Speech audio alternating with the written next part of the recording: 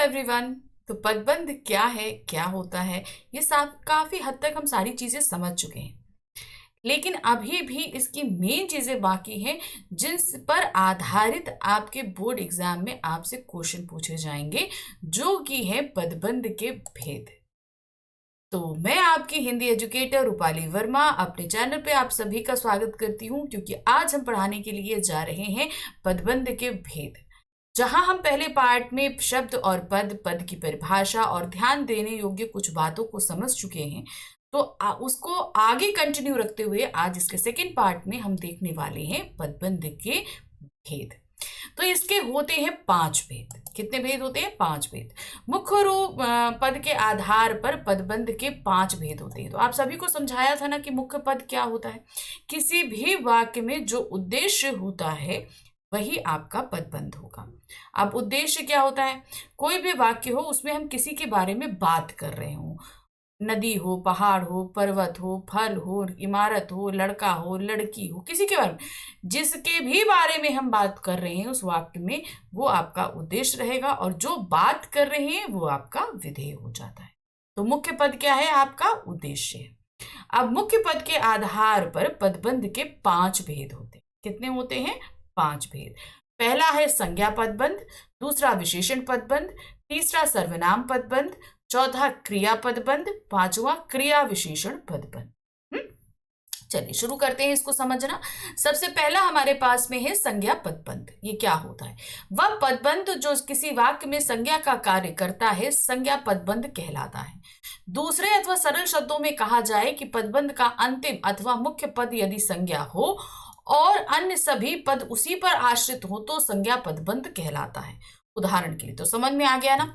आपके पास वाक्य में जो भी चीजें अंडरलाइन दी गई हैं, उसमें से अगर अंतिम पद आपका संज्ञा है तो वो पूरा संज्ञा पदबंध कहलाएगा।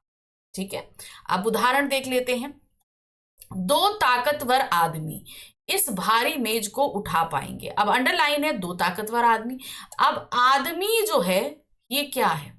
आदमी है जातिवाचक संज्ञा। हम कह रहे जातिवाचक, भाववाचक, व्यक्तिवाचक, कोई भी संज्ञा हो, हमें उससे मतलब नहीं, बस संज्ञा है। तो अब यहां पर आदमी क्या है? संज्ञा है।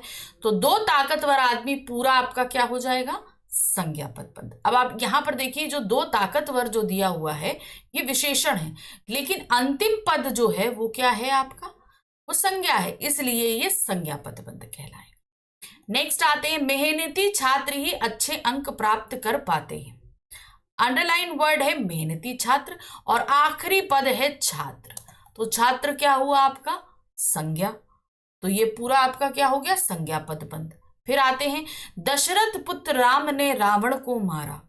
आखिरी पद है राम। अंडरलाइन पूरा वर्ड है दशरथ पुत्र राम और आखिरी जो वर्ड है वो क्या है? राम है। तो इसलिए यहां पर ये क्या हो जाएगा? संज्ञा पदबंध। आगे बढ़ते हैं, आसमान में उड़ता गुब्बारा फट गया। अंडरलाइन है आसमान में उड़ता गुब्बारा। अब यहां पर आखिरी जो पदबंध का पद है वो क्या है? गुब्बारा। गुब्बारा क्या है? संज्ञा है। तो सीधे सीधे ये आपका क्या हो गया? संज्ञा पदबंध। तो समझ में आ गया ना। मेन आपको आखिरी शब्दों को, आखिरी पदों को देखना है कि वो हैं क्या। उपर्युक्त वाक्यों में रेखांकित शब्द संज्ञा पदबंध है, क्योंकि ये सभी पद मिलकर संज्ञा की ओर संकेत कर रहे हैं। ठीक है, नेक्स्ट आते हैं विशेषण पदबंध। दूसरा हमने क्या पढ़ना है? विशेषण पद। सेम चीज इसी में है, बस आखिरी पद आपको देखना पड़ेगा इसमें भी। जैसे देख रहे हैं, वह पदबंध जो संज्ञा अथवा सर्वनाम की विशेषता बताता हुआ वाक्य में विशेषण का कार्य करता है, विशेषण पदबंध कहलाता है। दूसरे अथवा सरल शब्दों में हम कह सकते हैं कि पदबंध का मुख्य अथवा अंतिम शब्द यदि विशेषण हो और अन्य सभी पद उसी पर आश्रित हो तो वह विशेषण पदबंध कहलाता। तो समझ में आ गया आपको। जहां पर आखिरी शब्द आपको देखना है क्या है, अगर वो विशेषण है तो पूरा पदबंध आपका विशेषण पदबंध कहलाएगा।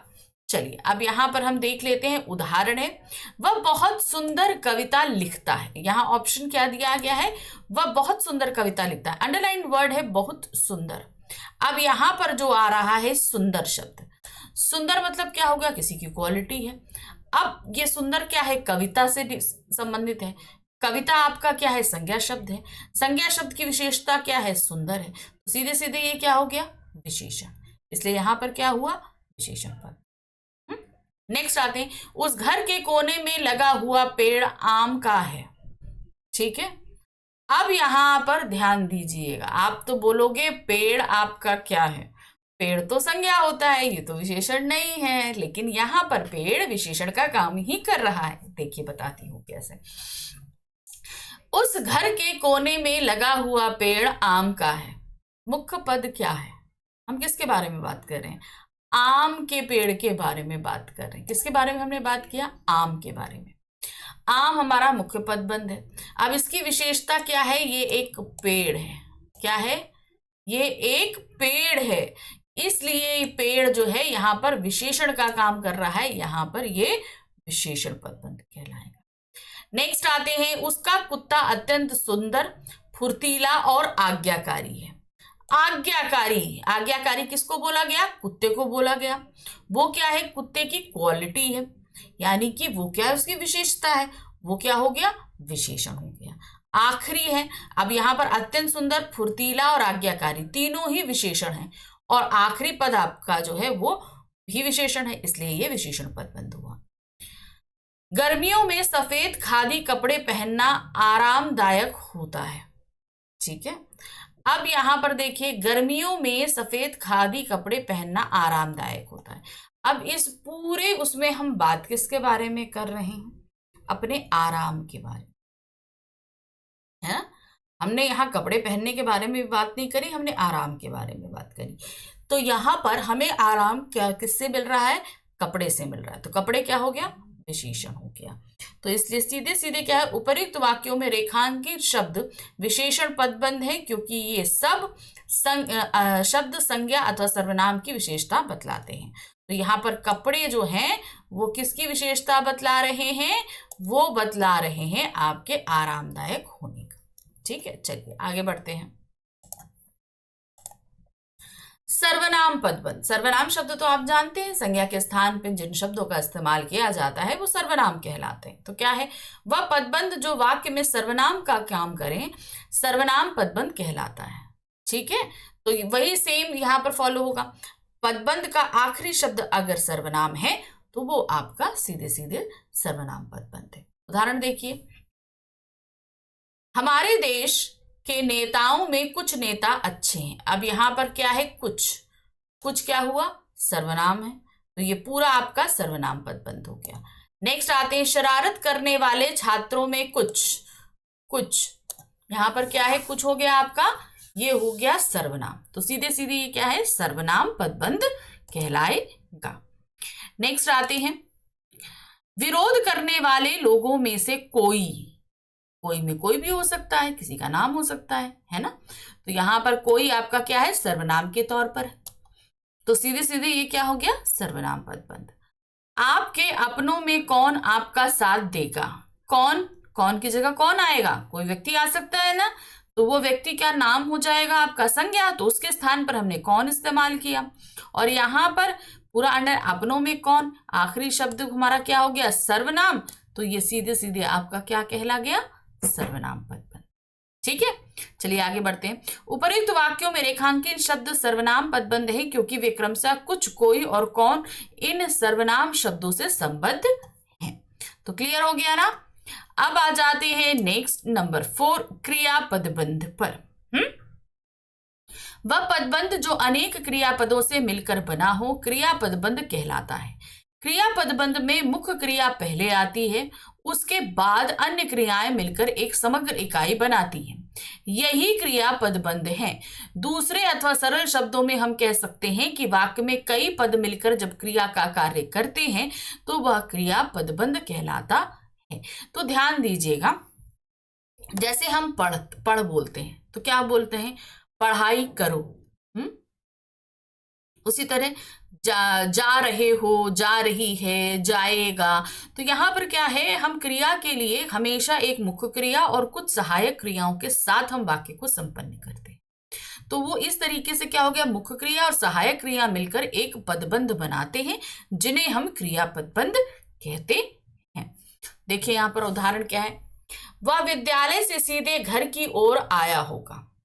क्या है, वो विद्यालय से सीधे घर की ओर आया होगा। तो यहां पर क्या है, आया होगा में अंडरलाइन है, आना क्रिया है, होगा सहायक क्रिया हो गई, तो सीधे सीधे हमारा ये क्या हो गया, क्रियापद। दादी हर रात हमें नई नई कहानियां सुनाती रहती हैं, तो सुनाना क्रिया हो गई, रहती हैं सहायक क्रियाएं, और दोनों ने मिलकर क्या बना दिया, क्रियापद बन। गायक अपना पसंदीदा गीत गा रहा है, गाना हमारा मुख्य क्रिया के अंतर्गत आ रहा है, और रहा है हमारा पूरा क्या हो गया, क्रियापद बन, क्योंकि सहायक क्रिया है, गा रहा है। नेक्स्ट आते हैं, बच्चे मैदान में फुटबॉल खेल रहे हैं। क्या है, बच्चे मैदान में फुटबॉल खेल रहे हैं, तो खेल हमारा क्या है, क्रिया है, रहे हैं सहायक क्रिया है। तो इस तरीके से ये पूरा हमारा क्या हो गया, क्रियापद पद। उपर्युक्त वाक्यों में रेखांकित शब्द क्रियापद है, पदबंध है, क्योंकि ये शब्द वाक्य में क्रिया का कार्य कर रहे हैं। क्रिया को हमेशा पूर्ण होने के लिए कुछ सहायक क्रियाओं की सहायता लेनी पड़ती है, नहीं तो क्या होता है ना कि वो अपने आप में पूर्ण नहीं हो पाती, इसलिए बहुत जरूरी है कि वो किसी की हेल्प ले। आगे बढ़ते हैं। क्रिया विशेषण, जब किसी वाक्य में क्रिया विशेषण का कार्य करने वाले पद हों, वहां क्रिया विशेषण पदबंध होता है। दूसरे अथवा सरल शब्दों में हम कह सकते हैं कि वाक्य में जो पद क्रिया की विशेषता बताने वाले हों, वो क्रिया विशेषण पदबंध कहलाते। तो समझ में आ गया ना, जो क्रिया की विशेषता बतला रहे हैं वो आपके क्रिया विशेषण पदबंध कहलाएंगे। जैसे आज गाड़ी बहुत जल्दी आ गई क्रिया है, अब उसकी विशेषता क्या है कि वो बहुत जल्दी आ गई, तो बहुत जल्दी आपका क्या हो गया, क्रिया विशेषण। और इसी तरीके से ये क्रिया विशेषण पदबंध है, क्योंकि ये अकेला नहीं है, ये कई सारे पद आपस में, दो पद तो आपस में बंधे ही है ना, तो ये आपका क्या हो जाएगा, क्रिया विशेषण। नेक्स्ट आते हैं, पंछी पिंजरे के अंदर बैठा है। अब यहाँ बैठना क्रिया है, ये क्या बता रहा है, पिंजरे के अंदर हमारा क्या हो जाएगा, क्रिया विशेषण पदबंध हो जाएगा। इस माह के अंत तक आ जाऊंगा, अब आ जाऊंगा क्या है, क्रिया है, अब इसकी विशेषता क्या है, अंत तक, क्या है, अंत तक। तो इस तरीके से लास्ट वर्ड आपका क्रिया विशेषण है, इससे पूरा हाईलाइटेड वर्ड आपका क्रिया विशेषण ही होगा। नेक्स्ट है, खिलाड़ी मैदान की ओर गए। क्या हुआ, खिलाड़ी मैदान की ओर गए, यहां पर गए हैं आपकी मुख्य क्रिया है, और इससे संबंधित है मैदान की ओर, इसलिए ये आपका कहला गया क्रिया विशेषण पदबंध। चलिए आगे देखते हैं, पदबंध के भेद ही चल रहे हैं। संज्ञा पदबंध और विशेषण पदबंध में अंतर, तो ध्यान दीजिएगा, इनमें अंतर बताया जा रहा है, संज्ञा और सर्वनाम पदों के बीच में अंतर, पदबंध के अंदर जो है अंतर बताया जा रहा है। संज्ञा पद में संज्ञा के पहले आने वाले पदबंध प्रायः विशेषण पदबंध हुआ करते हैं, इसीलिए यदि उन विद्यालयों और पदबंधों को संज्ञा में साथ मिलाकर लिया जाए तो वे संज्ञा पदबंध तथा संज्ञा से अलग करके लिखे गए विशेषण पदबंध होते हैं। तो समझ में आया ना कि हम संज्ञा पदबंध जो है वो क्या होता है, अपने आप पे किसी का नाम, व्यक्ति का नाम, कुछ भी हो सकता है। विशेषण पदबंध क्या है, वो संज्ञा का स्वरूप बतलाते हैं। क्या बतलाते हैं, संज्ञा का स्वरूप, यानी कि वो संज्ञा कैसी है, अच्छी है, बुरी है, बहुत अच्छी है, जो कुछ भी है आप उसकी क्वालिटी बताते हो। हाँ, अब यहाँ पर देखिए हमारे पास एक उदाहरण दिया गया है। क्या दिया गया, अनोखे दिखने वाले फूल हर जगह नहीं होते। ध्यान दीजिएगा, अनोखे दिखने वाले फूल, आखिरी पदबंध आपका क्या है, पद है आखिरी फूल, तो इसलिए पूरा आपका संज्ञा पदबंध हो गया। ठीक है, अब उसी जगह हम अंडरलाइन अगर सिर्फ करें अनोखे दिखने वाले, तो ये आपका विशेषण हो जाएगा। क्यों, क्योंकि ये फूल की विशेषता को बतला रहे हैं। इसमें अनोखे दिखने वाले फूल संज्ञा पदबंध है, जबकि अनोखे दिखने वाले विशेषण पदबंध है। तो समझ में आया ना, विशेषण पदबंध अब एक ही साथ हो सकता है, बस ये आपको देखना है कि अंडरलाइन जो चीजें हैं वो क्या है, वो सिर्फ विशेषण में हो रही है या संज्ञा तक खींच के आ रही है। अगर सिर्फ विशेषण तक हो रही है तो सिंपल वो आपका क्या हो जाएगा, वो विशेषण पदबंध है। लेकिन अगर वो संज्ञा तक खींचकर आ रही हैं तो आपका क्या रहेगा, वो पूरा आपका संज्ञा पदबंध। तो क्लियर हो गया ना, विशेषण पदबंध, संज्ञा पदबंध, सब कुछ आपको हमने क्लियर करके बता दिया। तो इस तरीके से पदबंध का टॉपिक हमने काफी हद तक आपको क्लियर कर दिया और आपको समझ में भी आ गया होगा कि किस किस तरीके से चीजें हैं। अब चूंकि ये टॉपिक आपको एमसीक्यूज बेस्ड पूछा जाएगा, इसलिए एमसीक्यूज भी इसके मैं लेकर आऊंगी और आपकी प्रैक्टिस करवाऊंगी, जिससे आप अपने एग्जाम्स के लिए पूरी तरीके से तैयार हो सके। तो अब भी हमारे पास और भी क्लास 10th के ग्रामर के टॉपिक हैं, तो मिलते हैं अगली बार। Thank you for watching, bye bye.